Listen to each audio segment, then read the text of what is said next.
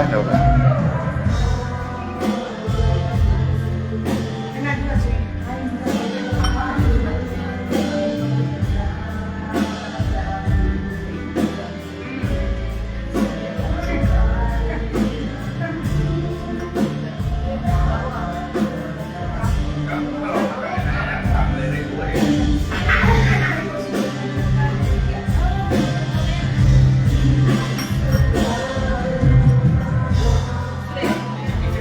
Ya, ini lagi live ini, opening dulu sekaligus memberi informasi bahwa live yang sekarang ini hanya di Facebook ya. Jadi Mas Randi ada pimpin kebaktian dari Makassar, cuman tulusnya terbatas, jadi yang live streaming dari Makassar ini hanya di Facebook only. Yang biasanya kan di YouTube dan di TikTok, ini hanya di Facebook.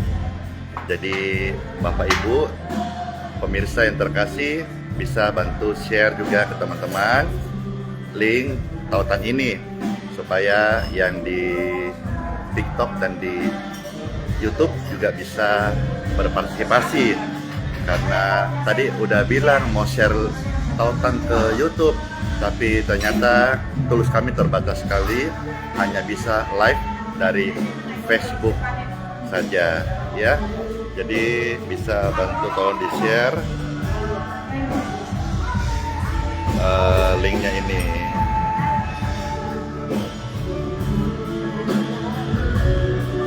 Coba sekarang gimana Meh cara ini ya, cara membagikannya? Sudah mengirim ke. Oh sudah? Udah ambil itu aja. Berarti udah ya? Udah. Berarti setelah ini nanti live-nya akan pindah tangan ke yang pegang bantu multimedia, Fani. Dia akan menyapa jemaat secara onsite ya. Silakan dibantu share, posting ulang, bagikan karena live hari ini spesial di Facebook only. YouTube, TikTok tidak ada. Minta maaf sekali. Apa ini? Oh, TikTok ada, puji Tuhan. Berarti yang tidak YouTube aja. Iya. Ya, tolong di-share link tadi sudah ya? Iya, udah. Oke. Jadi mau keluar. Berarti Ya, belum ke sini. Oke. Berarti sini ya. Habis ini nanti akan saudara-saudara dibawa masuk ke dalam ruang ibadah, persiapan untuk nanti pimpin Ada kebaktian. 2 link. Iya. Makasih ya.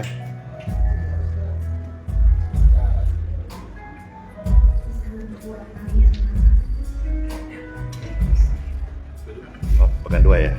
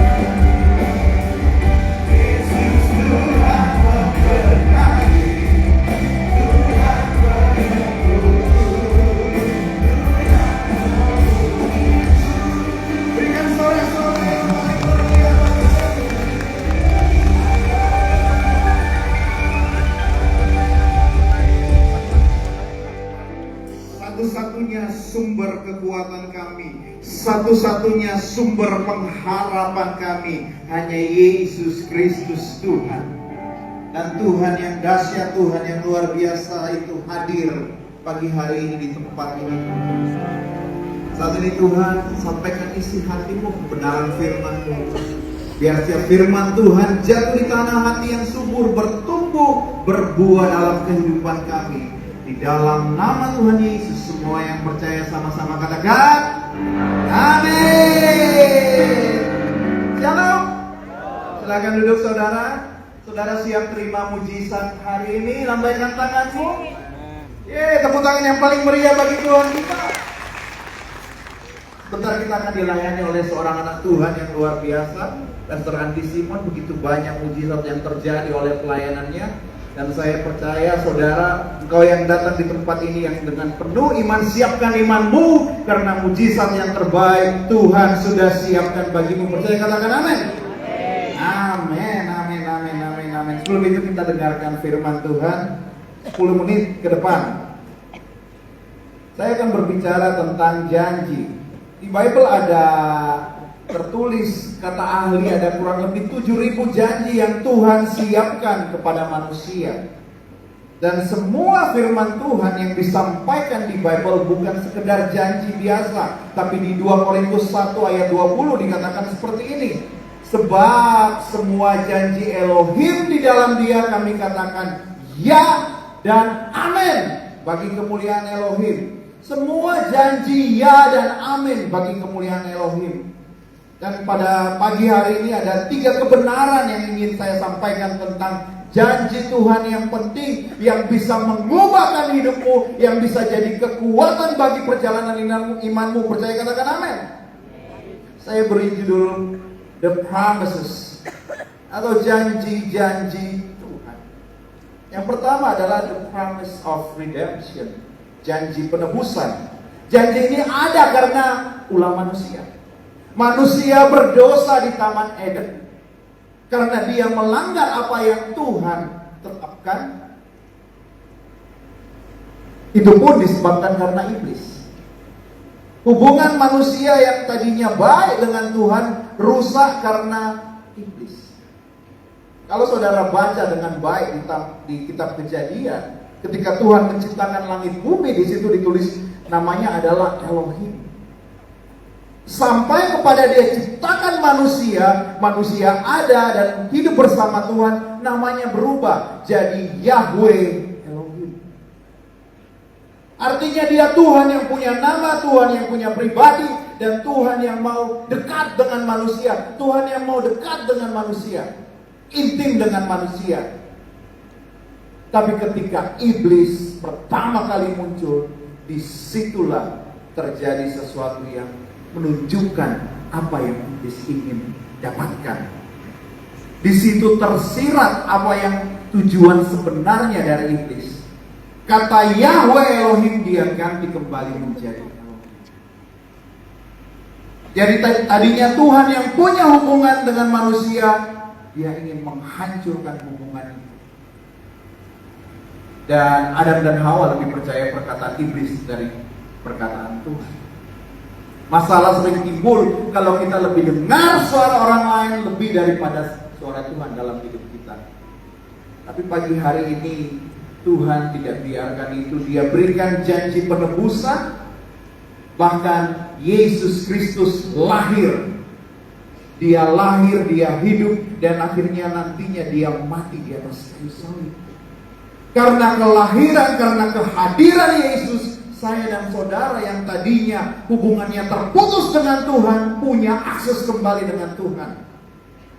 Di Roma 5 ayat 18 dan 19 dikatakan seperti ini. Sebab itu seperti kesalahan satu orang datang penghukuman bagi semua orang, demikian pula oleh perbuatan benar satu orang datang pembenaran yang membawa kehidupan bagi semua orang. Sebab sama melalui ketidaktaatan satu orang, banyak orang telah dibuat berdosa. Demikian pula melalui ketaatan satu orang, banyak orang akan dibuat menjadi benar. Yesus dihukum dan mati di atas kayu salib sebagai penebusan atas dosa manusia. Jadi hubungan yang tadinya rusak kini pulih karena pengorbanan Yesus Kristus. Billy Graham berkata seperti ini, the moment you accept Christ, you are accepted by God. Saat engkau terima Kristus, engkau diterima oleh Elohim. Percaya, katakan amin. Katakan, aku ditebus oleh pengorbanan Kristus. 1, 2, 3. Jadi saudara harus sadar bahwa ketika saudara telah ditebus, kalau saat ini engkau datang dengan sakit, percayalah, orang sakit itu pun dibenarkan. Dan kalau terjadi sakit penyakit, Tuhan tidak pernah menyiapkan sakit, Tuhan tidak pernah menyiapkan kutuk bagi anak-anaknya. Tapi yang Dia siapkan adalah kesembuhan bagi setiap orang yang percaya kepadanya. Tepuk tangan yang paling meriah bagi Yesus Kristus Tuhan. Saya dan saudara ditebus, dibuat jadi benar. Untuk apa? Untuk saudara bisa terima janji yang kedua, promise of the Holy Spirit. Janji pemberian kuasa. Karena kalau kita hidup sama seperti penjahat yang disalibkan di samping Yesus yang bertobat, dan ketika dia meninggal, dia langsung pulang ke surga. Saat itu juga, maka it's okay. Tapi janji pemberian kuasa ini penting karena kita masih hidup dalam dunia. Di dunia ada godaan, dunia ada tantangan yang sangat berat. Dan kalau kita coba andalkan kekuatan kita sendiri, pasti gagal. Sebab itu Yesus janji, aku akan minta kepada Bapa dan Dia akan mengaruniakan kepadamu penghibur yang lain, supaya Dia tinggal bersama-sama kamu selama-lamanya. Penghibur, penolong yang memberi kekuatan, dan namanya adalah Roh Kudus, Roh kebenaran, Roh Elohim. Saking pentingnya Roh Kudus itu, murid-murid dilarang Yesus kemana-mana ketika sebelum Dia naik ke surga. Sampai engkau terima, sampai engkau diperlengkapi kuasa dari tempat tinggi, jangan kemana-mana, tetap di sini. Yohanes membaptis dalam air, tetapi tidak lama lagi kamu akan dibaptis dengan Roh Kudus. Kenapa janji Roh Kudus itu begitu penting? Karena kalau Roh Kudus itu dicurahkan, maka setiap orang yang percaya punya kuasa. Katakan kuasa. Karena Tuhan tahu kita ini lemah, kita ini perlu Roh Kudus, kita perlu dikuatkan untuk menuntun setiap kita. Kadang kita nggak tahu mesti doa seperti apa, tapi Tuhan yang tuntun kita sehingga kita bisa berdoa dengan benar. Beberapa waktu lalu, mungkin kurang lebih 2 tahun lalu, 1 tahun lalu, 2 tahun lalu, istri saya tunjukkan tangannya ke saya, dan tangannya tiba-tiba keluar merah-merah, titik-titik, kemudian jadi kering dan pecah-pecah.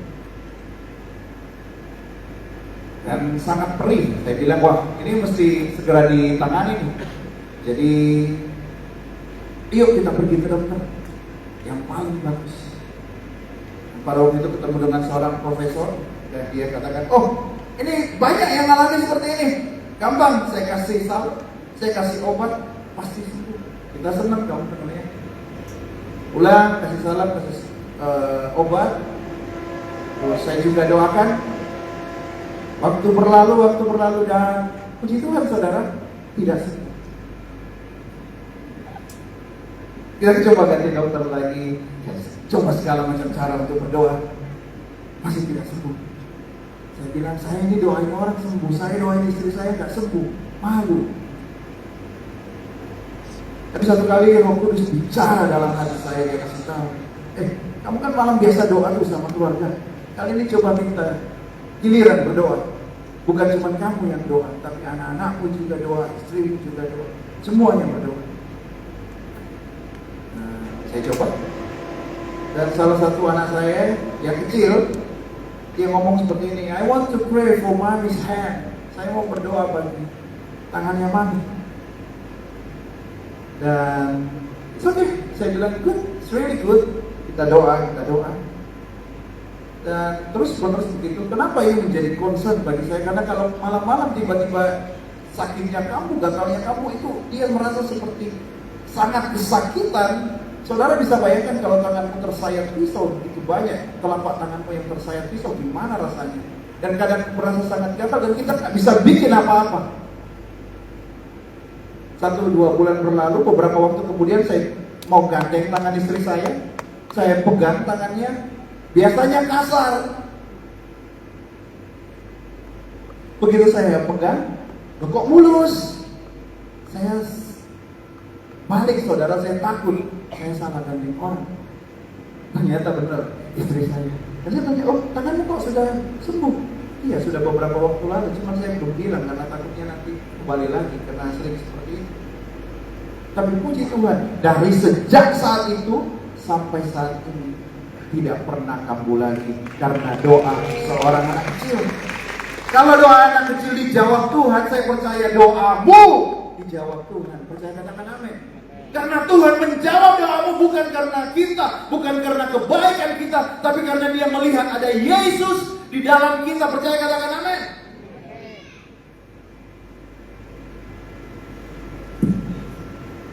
Kuasa yang diberikan kepada kita itu untuk apa? Untuk mendapatkan janji yang ketiga, yaitu promise second coming, yaitu janji pengharapan. Bukan hanya pengharapan biasa, tapi pengharapan kekal. Karena Yesus berjanji, aku akan pergi menyediakan tempat bagimu, maka aku akan datang kembali untuk membawa kamu kepadaku. Dia janji, Dia akan datang bagi kita. Dia akan kembali menjemput kita. Walaupun kita lihat keadaan dunia saat ini semakin hari semakin buruk, bencana alam dan sering masif terjadi di mana-mana.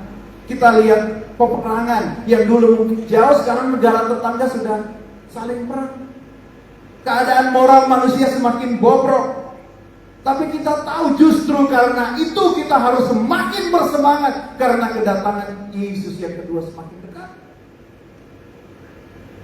Kita sudah ditebus, kita diberi kuasa. Sekarang waktunya kita jadi saksi Kristus. Karena itu orang-orang perlu mendengar Kristus melalui hidupmu. Ceritakan dari hal-hal yang sederhana, mujizat yang kau alami, pertolongan Tuhan. Berapa banyak engkau yang punya keluarga yang belum diselamatkan. Hari ini engkau terima mujizat, engkau ceritakan kepada keluargamu. Dan saya percaya kalau engkau sudah diberkati, engkau pun bisa menjadi berkat melalui gereja ini. Saksikan tentang Yesus.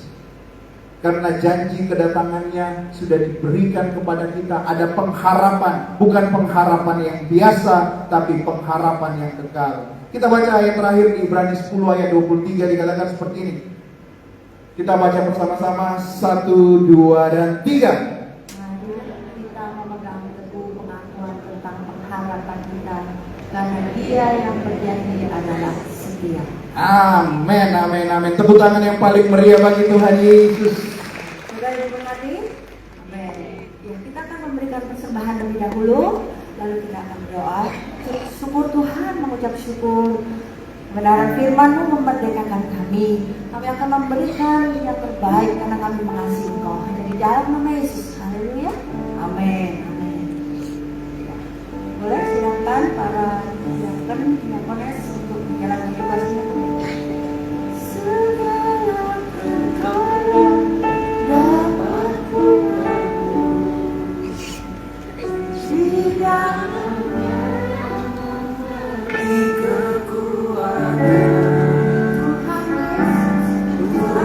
Yesus menolong dan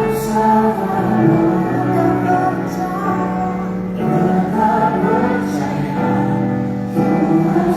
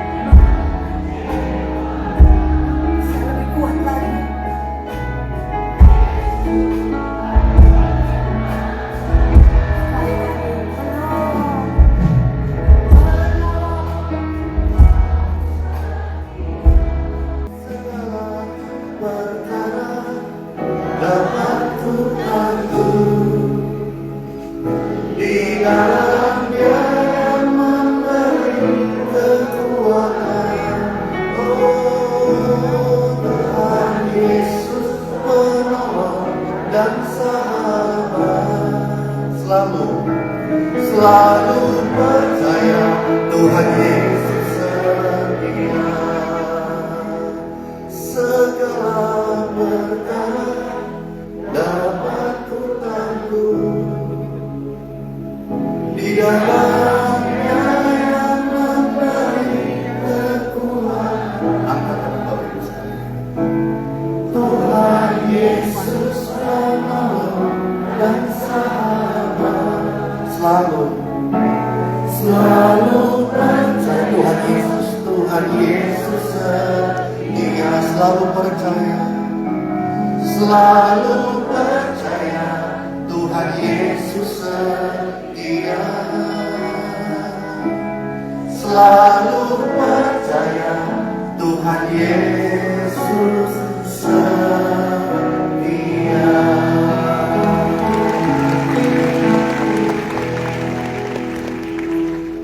Amin. Siapa yang terberkati tadi sharing, pujian, doa-doa luar biasa ya, senang sekali. Terus sekarang saya mau ngapain? Kalau duduk lagi sebentar boleh kan? Ya, duduk sebentar dulu ya. Nah. Halo semuanya, shalom. Damai di hati. Puji Tuhan, senang sekali hari ini bisa hadir di gereja ini dan melayani Bapak Ibu sekalian. Saya mau tanya, ada yang hadir pada saat ini yang rindu didoakan? Kalau ada, maka tangannya. Wah, banyak sekali ya. Puji Tuhan. Saya boleh nggak kasih satu ayat firman Tuhan? Boleh aja atau boleh banget? Boleh banget. Ya udah, boleh ya.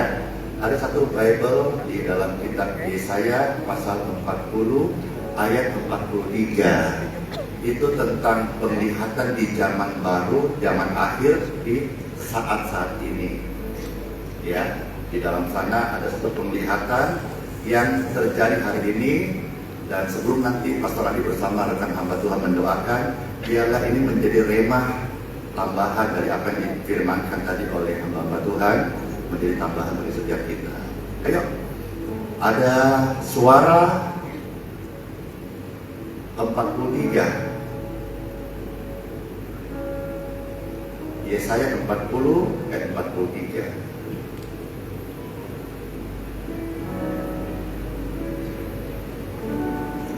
Door.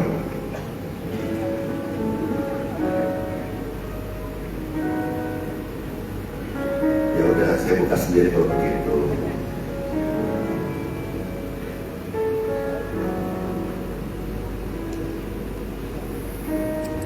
Kitab Yesaya pasal 40, Yesaya pasal 40 ayat 43. Saya salah. Yesaya 40 ayat 43. Dan kait-kait yang panjangnya 1 jengkal diikatkan di sekeliling ruangan itu, dan di atas meja itu ada daging kurban. Di dalam terjemahan baru atau TB dikatakan, sekeliling ruangan itu dipakukan gantungan-gantungan yang panjangnya setapak tangan, dan di atas meja-meja itu diletakkan daging korban. Nanti bisa duduk dulu. Kasihan capek nanti.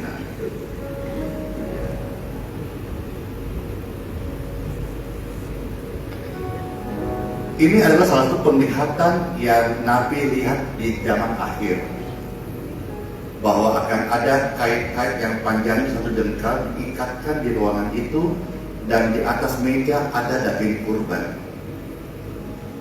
Kurban apakah hari ini yang iblis minta? Yaitu jiwa manusia dilempar ke api neraka. Kurban apa yang Tuhan minta hari ini? Yaitu roh yang menyembah Dia dalam kebenaran. Iblis hari ini, dia tidak butuh seluruh hidupmu. Dia hanya butuh satu lubang kecil untuk dia bisa pakukan paku kecil, kait-kait itu, supaya bisa membinasakan manusia. Dia nggak butuh seluruh hidupmu, dia hanya butuh celah kecil saja untuk membuatmu hancur, terkutuk, sakit, dan binasa. Satu kali ada satu orang naksir satu rumah, dia mau beli. Orang ini yang punya rumah, dia butuh uang, tapi dia sayang jual rumahnya karena ada kenangan. Akhirnya nego tidak jadi.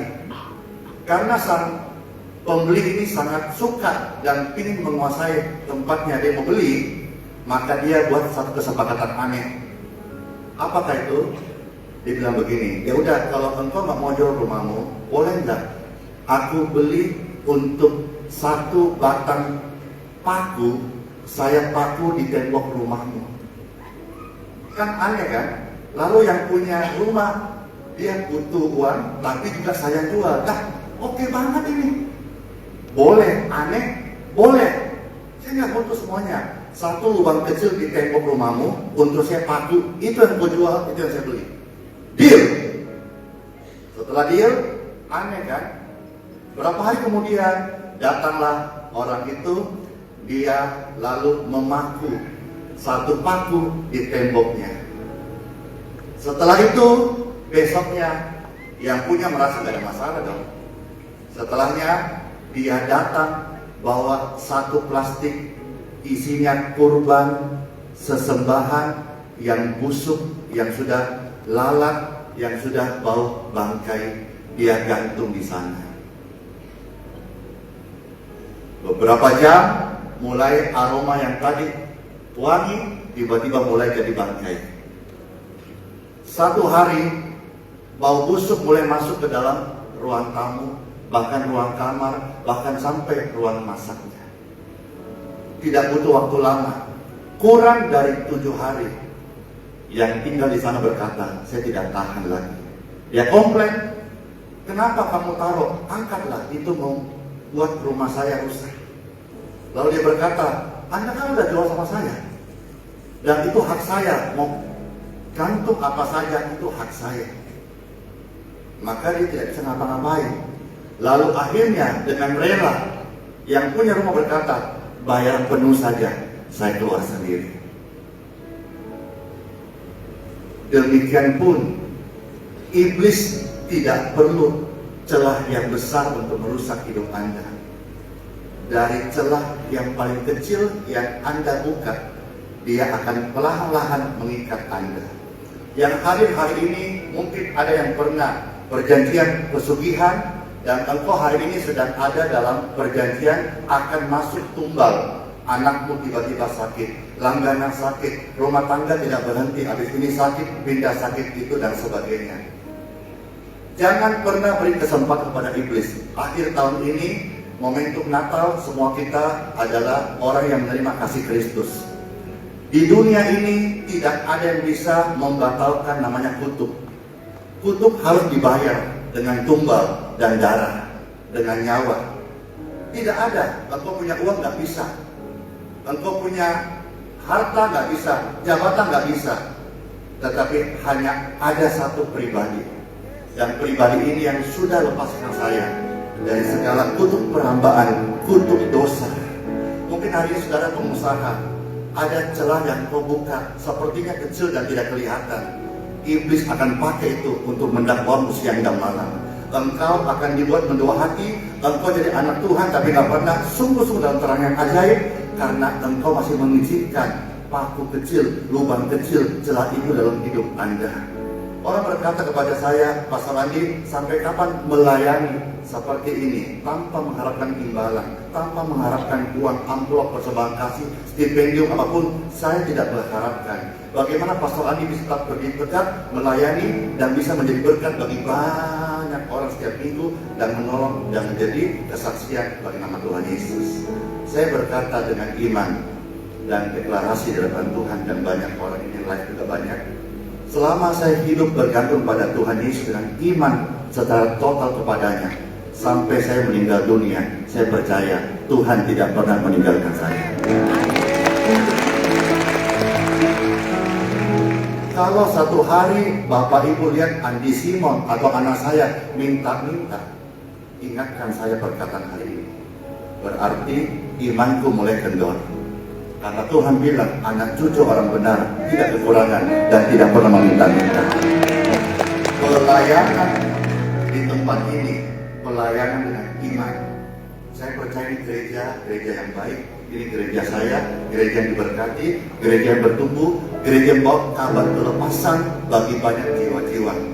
Gereja yang mengajarkan Yesus sebagai penyembuh, juru selamat, penolong, dan pelepas setiap kita. Hanya ada satu jalan untuk engkau lepas dari segala kutuk dosa, kutuk turunan, kutuk penyakit. Di dalam kitab suci, dosa dibuka, saya ucapkan saja. Galatia pasal 3 ayat 13. Darah Yesus yang suci, ketika engkau terima, itu akan mentahirkan engkau dari segala kutuk dosa dan turunanmu. Saya berdoa sebagaimana Tuhan Yesus berkati gereja ini, berkati hamba Tuhan dari melayani, berkati kami. Saya bukan siapa-siapa, saya asli Makassar Kodong. Saya lahir, besar, dan rusak juga di Makassar. Tapi hari ini saya bisa datang kembali ke kota ini, membawa kesaksian bahwa Andi Siman dulu sudah mati. Saya hidup bukan hidup saya lagi, tapi Yesus yang hidup, yang nyata, yang hidup dalam hidup sebagai orang Kristen, melayani Tuhan, dia yang untung. Tapi kalau engkau Kristen hanya KTP-mu, kau rugi. Orang Kristen yang bertumbuh, dia untung. Tapi orang Kristen duniawi, dia akan rugi. Mari bertumbuh dalam Tuhan. Dan biar setiap kita hari ini, ketika hamba betul mendoakan, kalau ada sekecil apapun celah dalam hidup Anda, pastikan hari ini, kalau ada orang datang di sini, di altar ini, dan kita tumpangkan tangan dan doakan, ingat, Andi Simon dan siapapun juga, kami tidak bisa menyembuhkan orang-orang sakit. Tetapi saya kenal siapa sang penyembuh yang sejati. Namanya adalah Tuhan Yesus Kristus. Dulu saya penyakitan kasihan, komplikasi, sudah hampir tidak ada saya. Bahkan berkali-kali saya COVID, saya kena virus awal-awal yang masih Delta, saturasi 60, Yesus masih tolong saya. Saya divonis sudah diabetes akut, fungsi ginjal sudah turun, saya kena lever, badan saya sudah kuning, virus hepatitis dalam diri saya, dan tidak lama umur saya sudah komplikasi. Itu sudah terjadi belasan tahun lalu. Tapi Yesus yang menolong saya, yang angkat saya kodok dari sampah masyarakat, dia masih sembuhkan saya. Saya masih hidup hari ini. Saya pakai bahasa Makassar ya, dari seorang yang jahil sekali ingrangku. Mesti di apa bukannya? Apa beda kakinya? Banyak utang. Yang keras-keras dia, baru malu. Kadang-kadang Makassar dia waktu pinjam kan. Waktu tadi keras-keras tak baru malu kan. Saya lah hamba Tuhan yang mungkin punya utang paling banyak, miliaran. Tapi janji Tuhan betul-betul yang saya imani dan saya amalkan, itu betul-betul ya. Saya beritahu Tuhan Yesusku itu hidup. Di gereja ini Tuhan Yesusnya hidup. Waktu engkau berdoa, dia mendengar. Waktu engkau minta tolong, dia tolong. Waktu engkau berseru, dia dengarkan doa. Tidak cukup 1 menit saja. Wah, keren sekali. Tidak sampai 1 menit saja, hutang saya yang miliaran itu selesai. Dan sekarang saya merasa, kita mau biarlah. Saya merasa saya hamba Tuhan yang paling diberkati. Yang tadi punya hutang miliaran, sekarang punya berkat miliaran.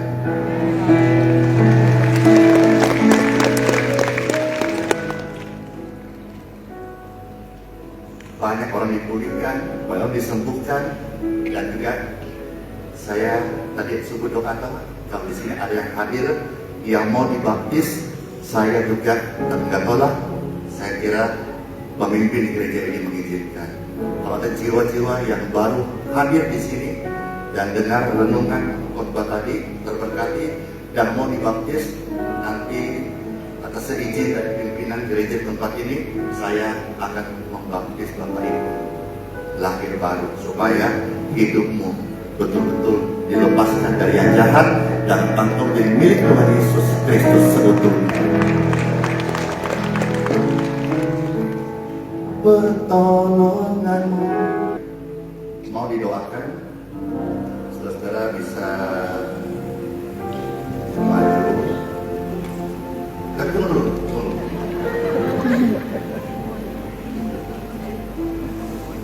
Wait a moment please. Karena waktunya kan geraha 2 katanya udah selesai toh, nanti sore lagi. Jadi banyak kasihan yang kasih masukan pastor, banyak datang orang sakit, orang tua, kadang-kadang kalau ini tidak kebagian, bahkan ada yang ini. Jadi kalau bisa majunya nanti ada space supaya saya bisa enak semuanya, kasihan ya, supaya semua yang datang ada yang dari luar Makassar datang hari ini banyak sekali ya, itu kan ya sudah, yang mau didoakan majulah kalau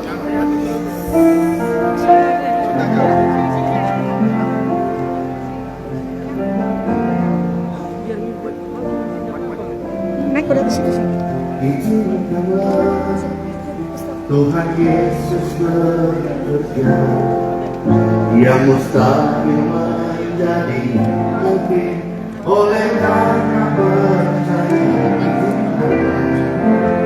Izinkanlah Tuhan Yesus bekerja yang mustahil menjadi mungkin oleh karena percaya.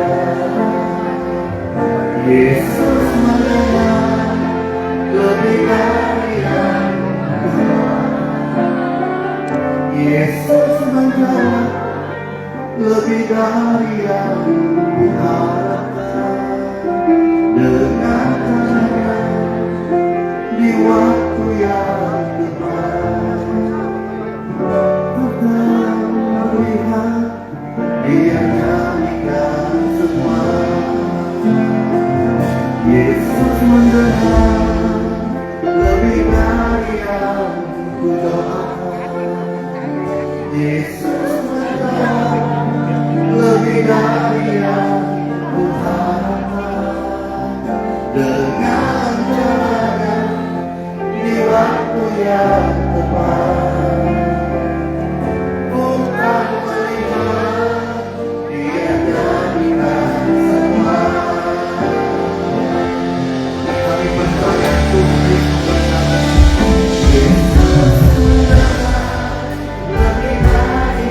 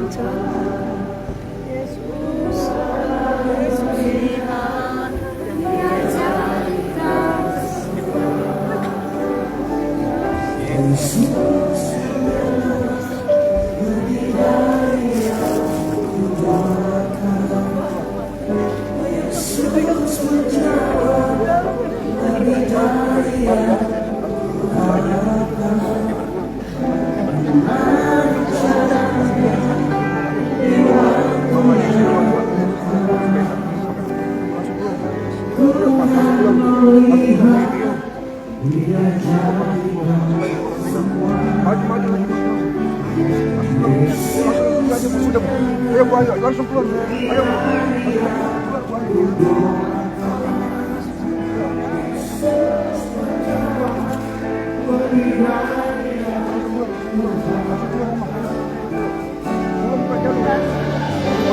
Langsung keluar Bu, yang sudah. Yang sudah langsung keluar, yang belum langsung maju ya. Langsung sudah Bu. Belum.